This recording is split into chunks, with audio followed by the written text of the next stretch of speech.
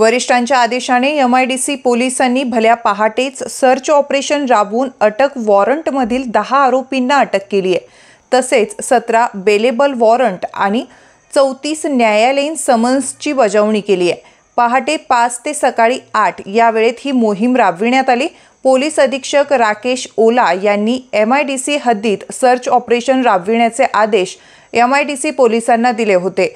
सहाय्यक पोलीस निरीक्षक माणिक चौधरी यांनी वेगवेगळी पथके तयार करून पहाटे 5 ते सकाळी 8 या वेळेत धरपकड करून अटक वॉरंटमधील 10 आरोपींना अटक करून न्यायालयासमोर हजर केलाय। तसेच 17 बेलेबल वॉरंट आणि 34 न्यायालयीन समन्सची बजावणी केली आहे। MIDC पोलिसांच्या धरपकडमुळे आरोपींची एकच धावपळ उडाली।